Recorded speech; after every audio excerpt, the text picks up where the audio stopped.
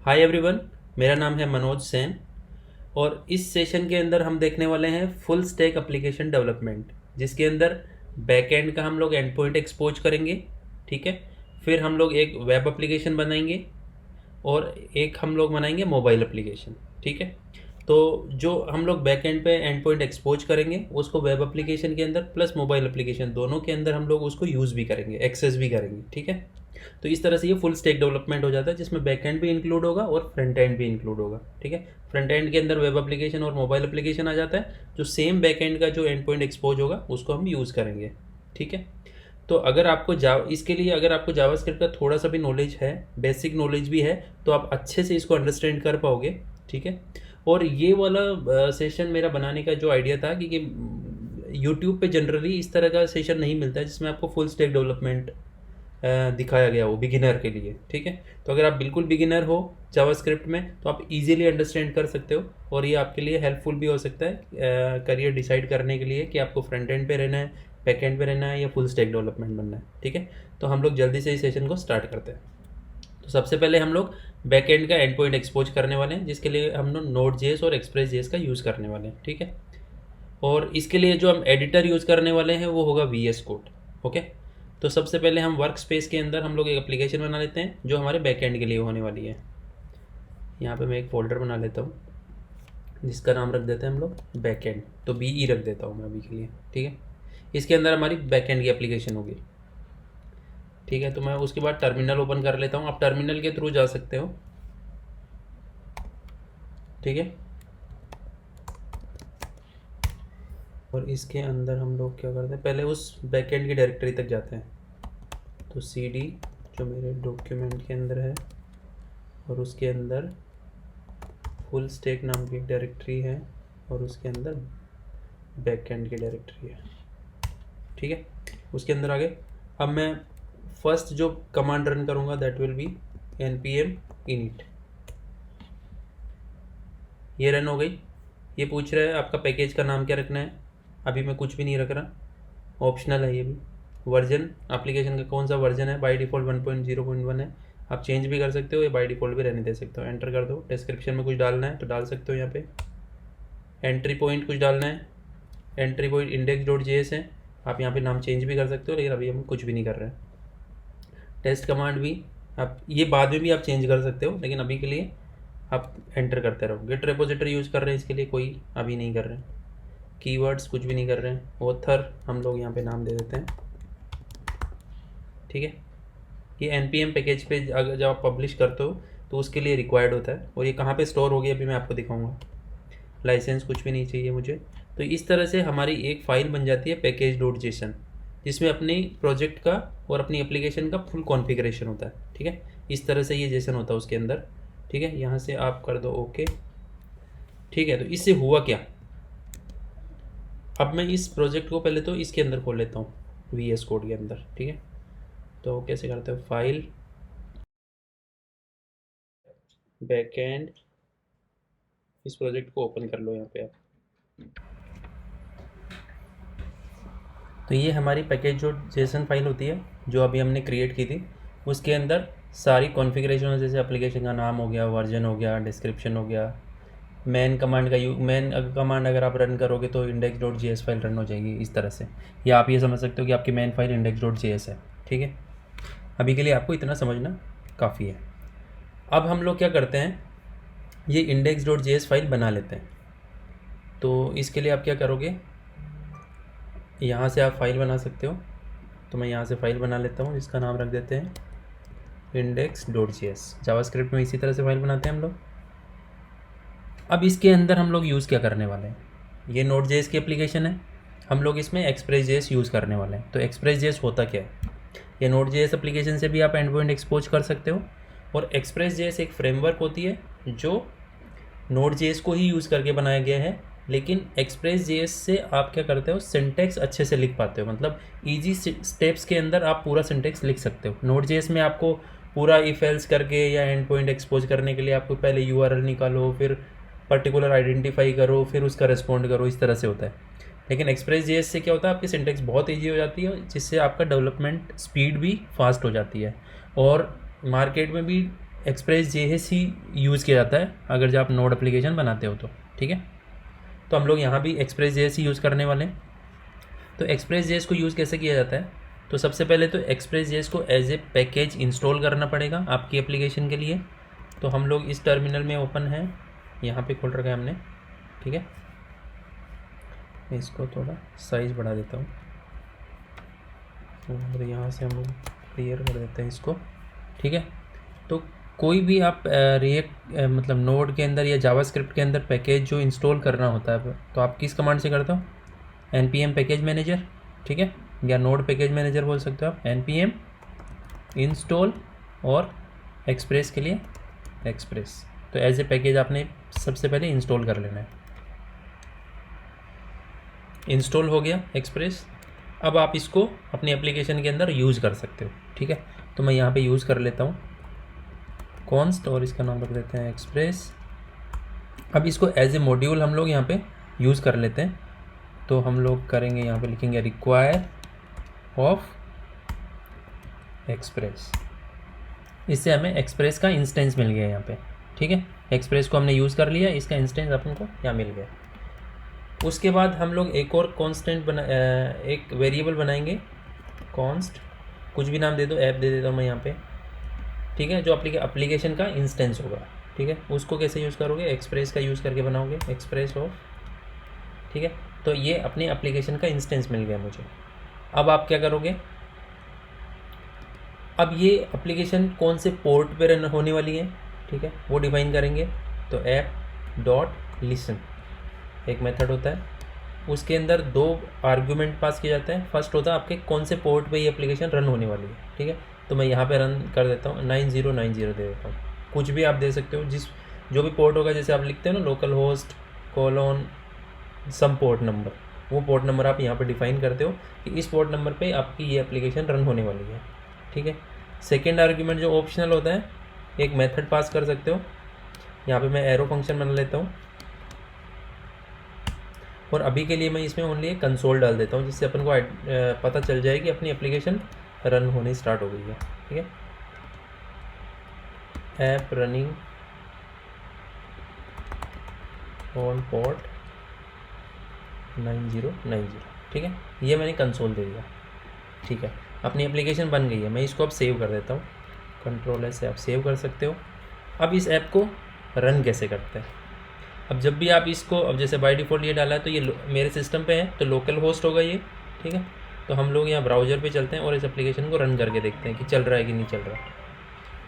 तो यहाँ पे आप लिखोगे लोकल होस्ट, पोर्ट नंबर जो हमने दिया था 9090, ठीक है। मैं यहाँ पे रन करता हूँ,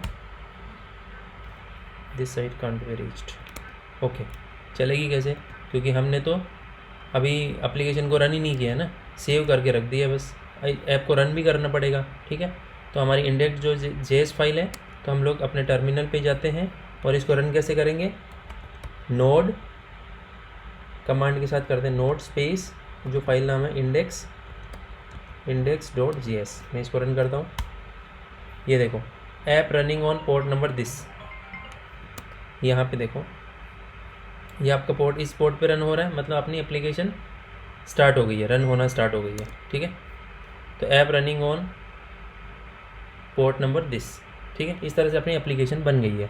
अभी हम लोग ब्राउज़र पे चलते हैं, लोकल होस्ट, तो ये कैन नॉट गेट, मतलब ये गेट एंड पॉइंट अभी नहीं है। अब ये अभी ये बता रहा है कि लोकल होस्ट 9090 पे आप एप्लीकेशन रनिंग हो गई है ना, एक्सेस आप कर सकते हो यहाँ पे। अब हम लोग एक एंड पॉइंट एक्सपोज करते हैं इसमें। अब आप एंड पॉइंट एक्सपोज करना भी बहुत ईजी होता है इसके अंदर। ये लिसन हो रहा है, तो अगर मैं अभी के लिए गेट एंड पॉइंट एक्सपोज कर लेता हूँ, एक गेट मेथड बना लेते हैं।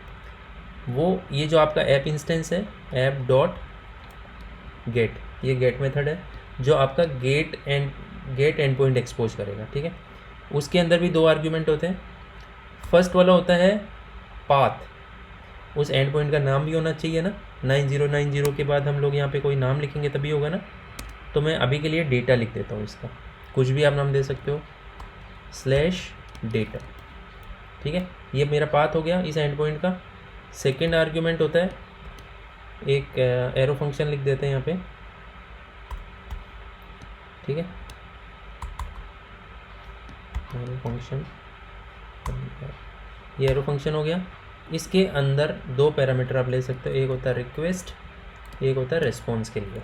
ठीक है, जो आप रिक्वेस्ट करते हो उसके पैरामीटर इस वेरिएबल के अंदर आते हैं। जब आप ये एंड पॉइंट हिट करोगे तो जो रिक्वेस्ट में आप डालोगे वो इस प्रॉपर्टी, इस वेरिएबल के अंदर आ जाएंगे, स्टोर हो जाएंगे।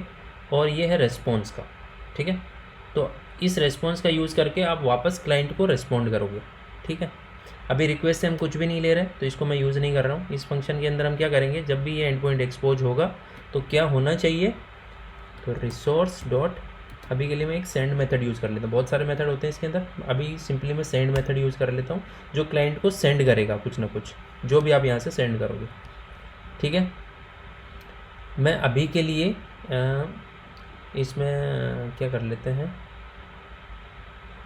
एक मैसेज डाल देता हूँ अभी, we are able to fetch the end point और गेट एंड पॉइंट। ओके, मैंने ये मैसेज डाल दिया। जब भी हम लोग इस एंड पॉइंट को हिट करेंगे तो हमारे पास ये मैसेज आ जाएगा, तो इसका मतलब हमारा एंड पॉइंट हमने एक्सपोज कर दिया और रिस्पॉन्स सही से आ रहा है। ठीक है, अभी कुछ भी चेंज किया आपने तो इसको सेव करना पड़ेगा, तो मैं पहले सेव करता हूँ। ठीक है, ये सेव कर दिया मैंने कंट्रोल एस से। अब सेव करने से इसमें कुछ नहीं होगा, आपका सर्वर रन है तो सर्वर को पहले क्लोज करना पड़ेगा, उसके बाद ही वो फाइल आपकी सेव होगी। तो मैं यहाँ पे कंट्रोल सी करके आप इसको क्लोज कर सकते हो, और फिर से आप क्या करोगे, सर्वर को स्टार्ट करोगे, मतलब index.js को रन करोगे। index.js मैंने रन किया, वापस पोर्ट रनिंग हो रहा है। अभी आप वहाँ पे जाओ ब्राउज़र पे, ये लोकल होस्ट था, अभी ये मेरा बेस यूआरएल हो गया, और मैं जो हमने एंड पॉइंट एक्सपोज किया था डेटा के साथ, मैं ये यहाँ पे लगाता हूँ डेटा, मैं एंटर करता हूँ, we are able to fetch the get end point. ठीक है, ये रनिंग हो गया। दैट मीन्स हमने एपीआई लिख दिया है। ठीक है, हमने एक गेट एंड पॉइंट एक्सपोज कर दिया है, बस इतना ईजी है इसके अंदर। ठीक है, क्या हुआ, आपने 2-3 लाइनों का कोड लिखा और आपने एक एपीआई का एंड पॉइंट एक्सपोज कर दिया। ठीक है, तो अभी के लिए मैं, अब यहाँ से हम आप जेसन भी भेज सकते हो, कुछ भी भेज सकते हो। ठीक है, तो अभी के लिए मैं एक अगर पर्टिकुलर रिस्पॉन्स हम लोग डालना चाहें, कॉन्स्ट रिस्पॉन्स नाम से मैं एक वेरिएबल बना लेता हूँ, और इसके अंदर एक जेसन डाल देते हैं अभी के लिए, नेम, और यह मैं डालता हूँ मनोज। ठीक है, ये मेरा डेटा है जो मैं इसको सेंड कर देता हूँ। तो अभी इस मैसेज की बजाय मैं यहाँ पे डाल देता हूँ, तो जनरली क्या होता है, रेस्ट एंड पॉइंट के अंदर क्या होता है, जेसन ही एज ए रिस्पॉन्स जाता है, तो मैं यहाँ पे डाल देता हूँ रिस्पॉन्स। ठीक है, अब इसको फिर से सेव करके देखते हैं एक बार। सेव किया मैंने, सेव करने के लिए फिर से आपको इसको बंद करना पड़ेगा, control C, then node index.js। अभी आप यहाँ पे जाओ, रिफ़्रेश करो इसको, नेम मनोज, इसी तरह से आपके एपीआई का रिस्पॉन्स आता है। ठीक है, तो इस तरह से आप एक एंड पॉइंट एक्सपोज कर सकते हो। एक दूसरा मेथड भी आप यूज़ कर सकते हो, सेंड में आप मैसेज कुछ भी डाल सकते हो, कोई भी फॉर्म में आप रिस्पॉन्ड कर सकते हो। लेकिन अगर हम लोग इसको एक जेसन मानते हैं अभी, ठीक है, तो हम लोग रिस्पॉन्स डॉट जेसन वाला मेथड यूज़ कर लेते हैं। जो हमारे पास रिस्पॉन्स मिलेगा वो जेसन फॉर्मेट के अंदर आएगा अभी। ठीक है, तो इजीली हम लोग रिस्पॉन्स डॉट जेसन करेंगे तो हमें जेसन की फॉर्मेट में रिस्पॉन्स मिल जाएगा। अदरवाइज सेंड में आप क्या कर सकते हो, टेक्स्ट भी डाल सकते हो, जेसन भी डाल सकते हो, कुछ भी डाल सकते हो। ठीक है, तो मैंने यहाँ पे रिस्पॉन्स डॉट जेसन डाल दिया है। ओके, तो इस तरह से हमारा एंड पॉइंट एक्सपोज हो गया है।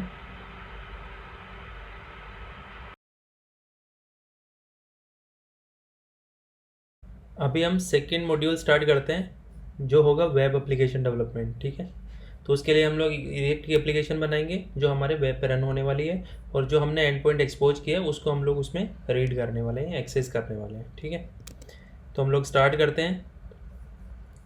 ये हमारा, तो हम लोग पहले प्रोजेक्ट बना लेते हैं एक, तो मेरी उसी डायरेक्टरी पे वर्क स्पेस के अंदर मैं दूसरा फोल्डर बना लेता हूँ, जिसका नाम रख देते हैं फ्रंट एंड FE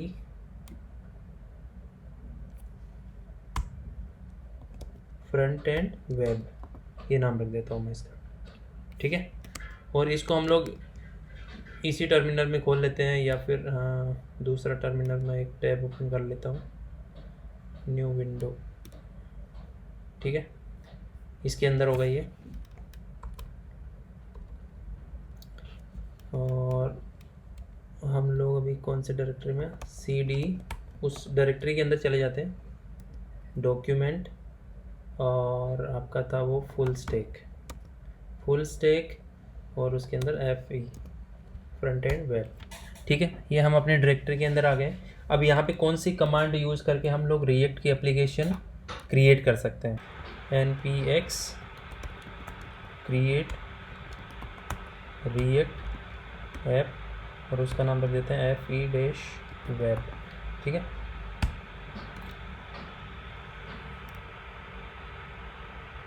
तो ये कुछ पैकेजेस जो इसको डिपेंडेंट होंगे, एप्लीकेशन को रिक्वायर्ड होंगे, वो वाले इंस्टॉल करेगा, उसको लेके ये अपनी रिएक्ट की एप्लीकेशन क्रिएट कर देगा। ठीक है, तो ये थोड़ा सा टाइम ले सकता है। हमारी एप्लीकेशन क्रिएट हो गई है। ठीक है, हम देख लेते हैं यहाँ पे, ये FE-web नाम से आ गई और इसकी जितनी भी डिपेंडेंट फाइल है वो यहाँ पे आ गई है। अभी इस एप्लीकेशन को हम लोग खोल लेते हैं अपने VS कोड के अंदर, फाइल, देन ओपन फोल्डर कर लेते हैं। फुल स्टैक में आप FE-web कर लो। अब ये नई विंडो ओपन करता है, ये क्या करता है, इसने नई विंडो ओपन कर दी, दैट इज़ फाइन ऑल्सो। ठीक है, कोई दिक्कत नहीं। ठीक है, हमारी एप्लीकेशन बन गई। ये SRC फोल्डर है, और हमारा जो स्टार्टिंग पॉइंट होता है इसमें होता है वो app.js, ये है। ठीक है, अभी इसमें जो बाय डिफ़ॉल्ट कोड है उसको लेके भी हम लोग रन कर सकते हैं एप्लीकेशन को। ठीक है, तो ये इसके टर्मिनल पे भी कर सकते हैं, और जो हमने बाहर जो टर्मिनल ओपन कर रखा है वहाँ पे भी कर सकते हैं। ठीक है, मैं इसको क्लियर कर देता हूँ एक बार। अब हम लोग अपनी एप्लीकेशन को रन करेंगे, तो रन करने के लिए आपको ये फुल स्टैक वाले फोल्डर में है, तो हमें फ्रंट एंड वाले में जाना पड़ेगा। तो CD चेंज डायरेक्टरी FE। ठीक है, इसके अंदर आ गए। अभी जो कमांड होती है जिससे आप एप्लीकेशन को रन करते हो ऑन द ब्राउज़र, होती है npm स्टार्ट।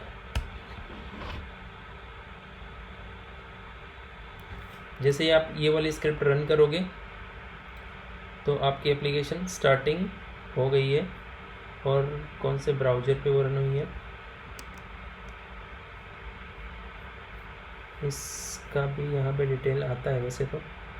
ये देखो, लोकल होस्ट 3000 पे रन हो रही है। ठीक है, अगर आपको मेरी IP के थ्रू या मेरे अगर कहीं दूसरे नेटवर्क पे आपको इसको यूज़ करना है दूसरे सिस्टम पे, तो आप मेरी इस IP के थ्रू इसको एक्सेस कर सकते हो। ठीक है, तो अभी हम लोग ये वाला URL यूज़ करके रन करते हैं। ठीक है, जैसे ये अपने आप ही चल रही है यहाँ पे, डिफ़ॉल्ट कोड जो है उसमें उसके थ्रू रन हो रहा है, तो हम लोग अब उसको एडिट करते हैं। ये हमारी एप्लीकेशन है, और हमारा जो स्टार्टिंग पॉइंट है वो है app.js, ये वाला। ठीक है, तो हम लोग अभी के लिए इसको सब कुछ यहाँ से हटा देते हैं। ये हमारा फंक्शन है।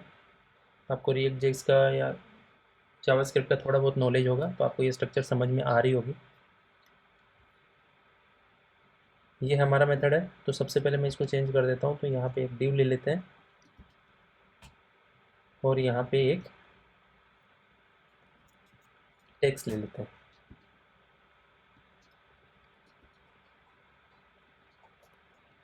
ठीक है, मैं इस फाइल को सेव करता हूँ एक बार। सेव करके आप ब्राउज़र पे देखोगे हेलो वर्ल्ड आ गया। ठीक है, इसका मतलब हमने चेंज कर दिया। अभी हम लोग क्या करेंगे, इसी टेक्स्ट के अंदर वो वाला डेटा फेच करेंगे API से, और यहाँ पे डिस्प्ले करा देंगे। ठीक है, अब इसके लिए क्या करेंगे, तो सबसे पहले हम लोग एक स्टेट बना लेते हैं इस टेक्स्ट के लिए। तो स्टेट कैसे बनाते हो, अब ये फंक्शनल कंपोनेंट है, तो आप हुक्स यूज़ करोगे। ठीक है, तो मैं यहाँ पे कर लेता हूँ टेक्स्ट, और ये आप इसका नाम दे दो सेट टेक्स्ट। ठीक है, और यूज़ स्टेट ऐसे यूज़ करते हैं बाय डिफ़ॉल्ट। मैं इसमें रख देता हूँ hello world.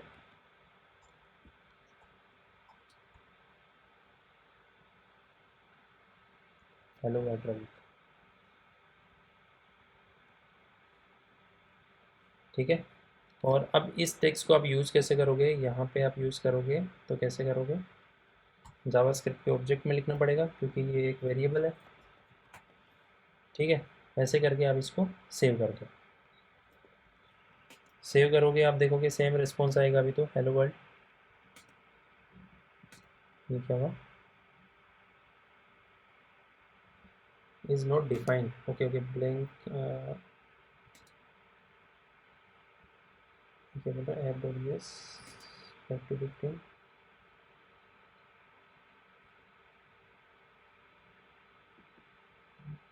Okay, use state को हमने इंपोर्ट तो नहीं किया ना, तो आपको इंपोर्ट करना पड़ेगा।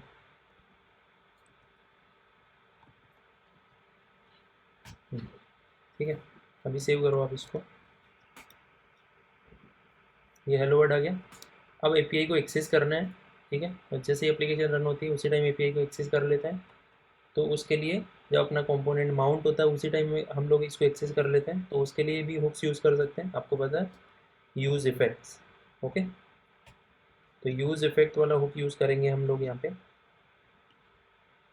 जिसकी सिंटेक्स आपको पता होगी। ऐसे यहाँ पे हम लोग इसको, यहाँ पे हम लोग उस एंड पॉइंट को एक्सेस करेंगे। ठीक है, तो एपीआई को एक्सेस करने के लिए रिएक्ट में आप क्या यूज़ करते हो, या तो फेच एपीआई यूज़ कर सकते हो या फिर एक्सियोस यूज़ करते हो। ठीक है, तो अभी हम लोग यहाँ एक्सियोस का इंस्टॉल नहीं करने वाले, नॉर्मल सा एपीआई एंड पॉइंट है तो एक फेज का यूज़ कर सकते हैं। तो दोनों भी ऐसे यूज़ किया जा सकता है, लेकिन एक्सियोस थोड़ा एडवांस होता है। ठीक है, एक्स्ट्रा आपको फंक्शनलिटी प्रोवाइड करता है, तो आप एक्सियोस भी यूज़ कर सकते हैं यहाँ पे। मैं यहाँ पे फेच कर ले रहा हूँ। ठीक है, तो फेच की सिंटेक्स ही होती है और इसमें आप ब्राउज़र डाल देते हो। तो अपना एंड पॉइंट आपको याद है तो क्या होना चाहिए था,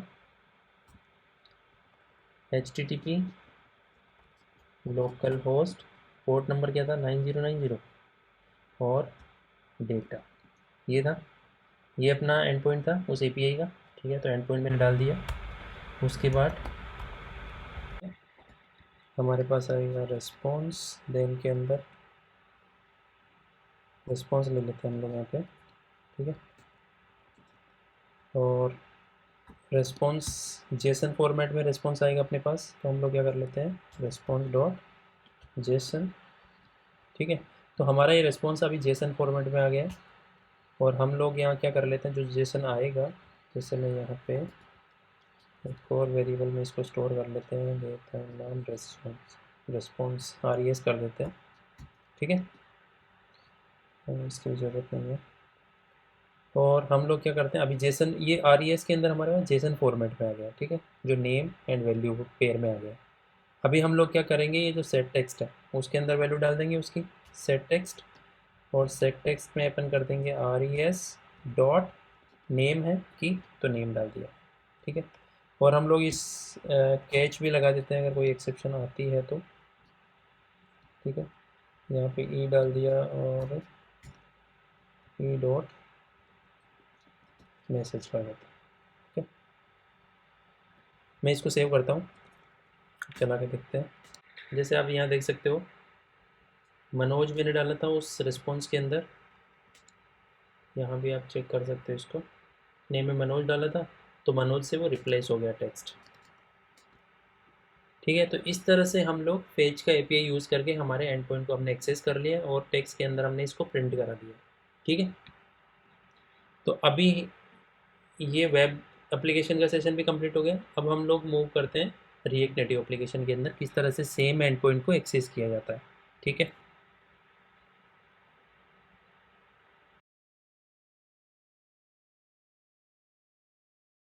मोबाइल एप्लीकेशन के लिए एक्चुअली हम लोग रिएक्ट CLI भी यूज़ कर सकते हैं। ठीक है, जिससे हमको पूरा एक्सेस मिल जाता है iOS और एंड्रॉयड एप्लीकेशन को के लिए। और एक एक्सपो के थ्रू भी बना सकते हो, जो थर्ड पार्टी लाइब्रेरीज़ का यूज़ करके आपको एप्लीकेशन क्रिएट करके देता है, लेकिन उसमें ज़्यादा कंट्रोल आपको नहीं मिलता। तो हम लोग यहाँ पे रिएक्ट CLI के थ्रू बनाने वाले हैं। तो हम लोग चलते हैं कमांड पे, टर्मिनल पे। तो एक और टैब बना लेते हैं मोबाइल के लिए। ठीक है, मैं इसकी साइज़ थोड़ी बढ़ा लेता हूँ। हम लोग उस फोल्डर में चलते हैं वर्क स्पेस वाले में, CD डॉक्यूमेंट्स, ठीक है। उसके बाद फुल स्टैक, यहाँ पे आ गए। यहाँ पे हम लोग अब रिएक्ट नेटिव की एप्लीकेशन क्रिएट करने के लिए जो command npx react native init femob, ठीक है। हम लोग इसको VS कोड के अंदर ओपन कर लेते हैं, ठीक है। तो मैं यहीं पे ओपन कर लेता हूँ इसको भी। तो सेम डायरेक्टरी में ऐड करने के लिए आपको add folder to work space, ठीक है। इसके थ्रू आप ओपन करोगे तो यहीं पे आ जाएगा सारा। फुल स्टैक में आप femob करो और इसको ओपन कर लो यहाँ पे,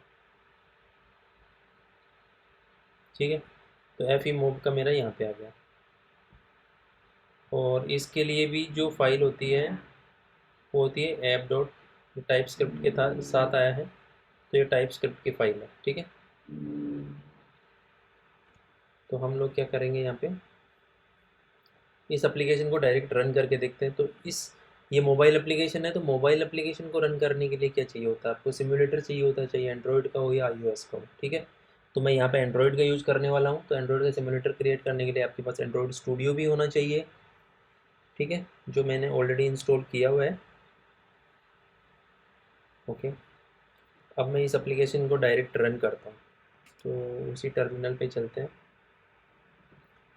अब मैं इसको एक बार क्लियर कर देता हूँ और यहाँ पे, ठीक है। अब इस एप्लीकेशन को रन कैसे किया जाता है, तो उसके लिए होता है, तो यहाँ हम लोग अब एंड्रॉयड वाली एप्लीकेशन रन करते हैं, ठीक है। मैंने एंड्रॉयड स्टूडियो के अंदर ऑलरेडी सेटअप कर लिया है। सेटअप कुछ नहीं किया, बस ओनली जो एंड्रॉयड का प्रोजेक्ट था वो एंड्रॉयड स्टूडियो में ओपन कर लिया है और ये सिमुलेटर ओपन कर लिया है, ठीक है। उसके बाद हम लोग करते हैं, कमांड को रन करते हैं। जो कमांड होती है npx react, ओके। सबसे पहले हमको फोल्डर में जाना पड़ेगा। तो हमने टर्मिनल ओपन कर लिया और इससे हम लोग अभी रिएक्ट नेटिव वाली एप्लीकेशन को रन करेंगे, ठीक है। तो सबसे पहले उसके फोल्डर में जाना पड़ेगा। तो जो है डॉक्यूमेंट्स फुल स्टैक और वो femob था, ठीक है, ये वाला था। अब रिएक्ट नेटिव की एप्लीकेशन को रन करने के लिए, वो भी एंड्रॉयड स्टूडियो एंड्रॉयड के डिवाइस पे, तो हम जो कमांड होती है वो होती है npx react native। आप स्टार्ट भी यूज़ कर सकते हो या डायरेक्ट अगर एंड्रॉयड पे करना है तो आप ये भी कर सकते हो, रन एंड्रॉयड, ठीक है। मैंने रन कर दिया इसको। ये सर्वर को स्टार्ट करता है, ये पूछ रहा है कि एंड्रॉयड पे रन करना है, ठीक है। तो मैं ए प्रेस कर देता हूँ, opening the app on the server. ये बोल रहा बाई डिफ़ॉल्ट 8081 पे चला रहा होता है, तो वहाँ पे कुछ चल रहा है ऑलरेडी, तो ये बोल रहा है। तो हम लोग मीन वाइल यहाँ पे चेक करते हैं, एंड्रॉयड स्टूडियो पे कर देखते हैं क्या हो रहा है। तो आप लोग है ना पोर्ट पे चेंज कर सकते हो, हम लोग पोर्ट चेंज कर देते हैं यहाँ पे। Process terminated, please enter to close the window, okay.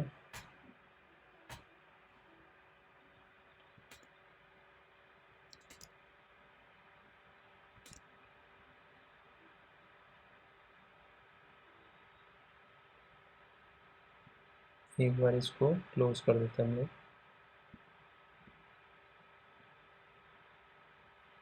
Installing APK, इसका मतलब एपीके अपनी इंस्टॉल हो गई है, बस वो ओपन नहीं हुई है अभी। तो हम लोग डायरेक्ट, ये देखो अभी इंस्टॉल हो रही है यहाँ पे। तो हम लोग emulator fail to launch the emulator, emulator launch नहीं हुआ है,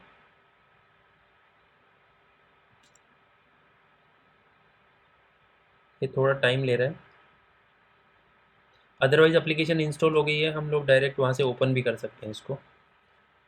तो ओपन करने के लिए आप यहाँ से डिवाइस के अंदर ओपन कर सकते हो।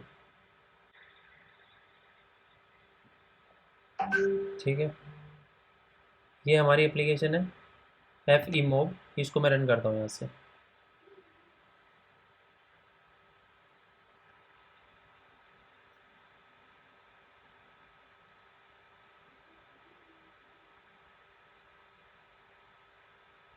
ठीक है, तो ये बाय डिफ़ॉल्ट जो हमारा कोड है, हम लोग देख सकते हैं अभी अपने स्टूडियो के अंदर, ये हमारा जो कोड है app dot T S x का, तो वो उसके अकॉर्डिंग ये यूआई रेंडर हो रही है। ठीक है, तो इसको भी थोड़ा सिंपल कर लेते हैं समझने के लिए, इसको भी सब कुछ हटा देते हैं और थोड़ा कस्टमाइज़ कर लेते हैं इसको भी।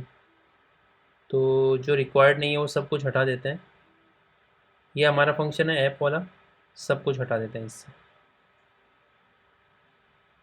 स्टाइल वगैरह रहने दो, अभी सेफ एरिया यहाँ तक का मैंने हटा दिया इसमें। ओके, इसको भी हटा दो एक बार। बस एक मेरा नॉर्मल फंक्शन है जो कुछ रिटर्न करेगा।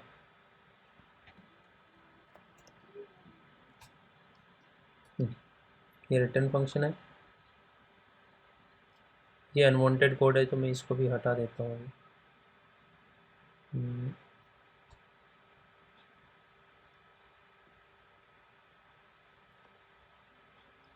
ठीक है, यहाँ आप कुछ जैसे मैं टेक्स्ट लिख लेता हूँ अभी, इसके लिए टेक्स्ट कंपोनेंट इस तरह से होता है। ठीक है, और यहाँ पे हेलो रिएक्ट नेटिव। ठीक है, ये हो गया स्टाइल वाला, हमने इंपोर्ट हटा दिया है, स्टाइल हम यूज़ भी नहीं कर रहे अभी, तो हटा दो इसको भी, एक्सपोर्ट तक हटा दो। ये मेरा फंक्शन हो गया नॉर्मल, जो क्या कर रहा है, मेरा एक टेक्स्ट रिटर्न कर रहा है। अब मैं इसको यहाँ से सेव करता हूँ, तो सेव किया मैंने और एमुलेटर में देखते हैं हेलो रिएक्ट नेटिव। ठीक है, तो ये एप्लीकेशन आ गई अपनी। अब इसके अंदर भी हम लोग क्या करने वाले हैं, चलो इसमें थोड़ा आपको स्टाइलिंग वाला कॉन्सेप्ट भी दिखा देता हूँ एक बार। स्टाइल अगर आपको करना है, टेक्स्ट का जैसे कलर चेंज करना है, ठीक है, तो स्टाइल नाम का प्रॉप्स आप डाल दो यहाँ पे, और यहाँ पे आप डाल दो कलर इज इक्वल कर देता हूँ रेड। ठीक है, सेव करते हैं, कलर रेड हो गया। ठीक है, अभी नेक्स्ट एक और टेक्स्ट लेते हैं हम लोग। अच्छा, मल्टीपल लेने के लिए इसमें क्या करना पड़ता है, रिएक्ट नेटिव में आपको व्यू लेना पड़ता है, और रिएक्ट की एप्लीकेशन के लिए जो वेब पे चलती है उसके लिए डिव लेना पड़ता है, राइट। तो इसके लिए डिव व्यू कंटेनर होता है आपका है। ठीक है, व्यू को इंपोर्ट करना पड़ेगा।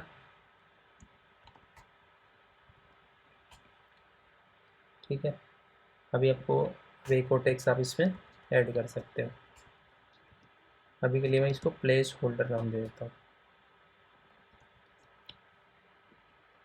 सेव करते हैं, देखते हैं प्लेस होल्डर आ रहा है। इस प्लेस होल्डर के अंदर हम एपीआई से डेटा रीड करने वाले हैं। ठीक, अभी देखते हैं तो कैसे करने वाले हैं। तो उसके लिए जैसे हम लोग ने वेब के लिए भी एक वो बनाया था, एक स्टेट बनाई थी, तो यहाँ भी स्टेट बनाएंगे, इसमें भी सेम तरीका होता है। जैसे मैं टेक्स्ट ही दे देता हूँ यहाँ पे, और यहाँ पे दे देता हूँ सेट टेक्स्ट। ठीक है, और यूज स्टेट का यूज़ कर लेते हैं यहाँ पे, यूज स्टेट जो रिएक्ट का है, और इसके अंदर मैं डाल देता हूँ प्लेस होल्डर नाम देता हूँ अभी के लिए। ठीक है, और टेक्स्ट को यूज़ कर लेंगे यहाँ से, तो यहाँ करली ब्रेसेस के अंदर आप डाल दो टेक्स्ट। ठीक है, सेव किया मैंने, देखो अभी प्लेस होल्डर आ रहा है, फाइन।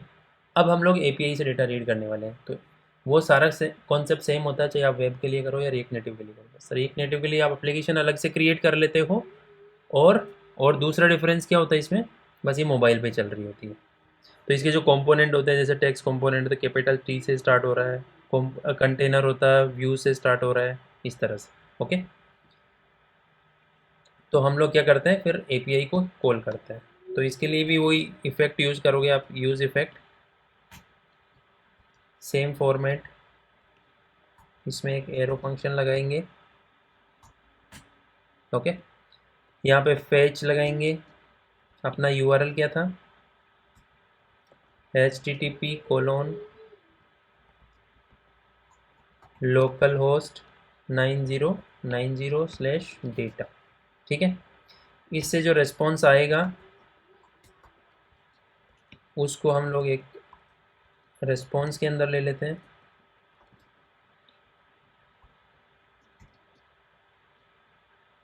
ठीक है, और वो हो जाएगा आपका रिस्पॉन्स डॉट जेसन। जेसन में कन्वर्ट कर लिया हमने। उसके बाद क्या करने वाले हैं उसका, ठीक है, रिस्पॉन्स तो हम एक अलग पैरामीटर में ले लेते हैं उसको आर ई एस के अंदर। ये अभी हमारा जेसन फॉर्मेट में आ गया। आर ई एस के अंदर आपका जेसन है जिसमें है की है नेम और वैल्यू का नाम है मनोज। ओके, तो हम लोग, हमारे पास आर ई एस आ गया। आर ई एस से डायरेक्ट डेटा रीड कर सकते हैं और मैं सीधा सेट टेक्स्ट के अंदर उसको अपडेट कर देता हूँ। सेट टेक्स्ट, और इसके अंदर हो जाएगा आपका R E S dot name. ठीक है, की का नाम नेम था, नेम हो गया। और यहाँ पे हम लोग एक्सेप्शन कैच कर लेते हैं, ई, यहाँ पे एरो फंक्शन हो जाएगा ई डॉट मैसेज। ओके, मैं इसको अभी सेव करता हूँ तो क्या होगा, यूज़ इफेक्ट चलेगा। यूज़ इफेक्ट से क्या होगा, जो डेटा होएगा वहाँ पे प्लेस होल्डर की जगह रिप्लेस क्या हो जाएगा, मनोज। ये हो जाना चाहिए। सेव किया मैंने, देखो आप, ये देखो आप, यहाँ मनोज नाम से आ गया है। तो इस तरह से हम लोग मोबाइल एप्लीकेशन के अंदर भी फेच कर सकते हैं। ठीक है, तो होपफुली ये आपको सेशन अच्छा लगा होगा जिसमें हमने पूरा end to end full stack development किया है, including back end and front end, web plus mobile. Okay, आपका अगर कोई भी क्वेश्चन हो तो आप कमेंट बॉक्स में डाल सकते हैं मुझे, मैं डेफिनेटली उसका रिप्लाई करूँगा। और अगर इस वीडियो को आपका अच्छा सपोर्ट मिलता है तो मैं ये जितने जैसे बैकएंड का अलग से एक प्लेलिस्ट बनाऊंगा और वेब एप्लीकेशन के लिए अलग से बनाऊंगा और मोबाइल एप्लीकेशन के लिए मैंने ऑलरेडी बना रखी है वैसे मोबाइल एप्लीकेशन के लिए रिएक्ट नेटिव की, जिसको मैं कंटिन्यू करूँगा उसके बाद। ओके, सो और अभी तक आपने अगर चैनल को सब्सक्राइब नहीं किया तो आप सब्सक्राइब कर सकते हो और वीडियो को शेयर कर सकते हो अगर आपको अच्छा लगा होगा तो। मिलते हैं नेक्स्ट वीडियो में। Thank you, thanks for watching this video, bye bye.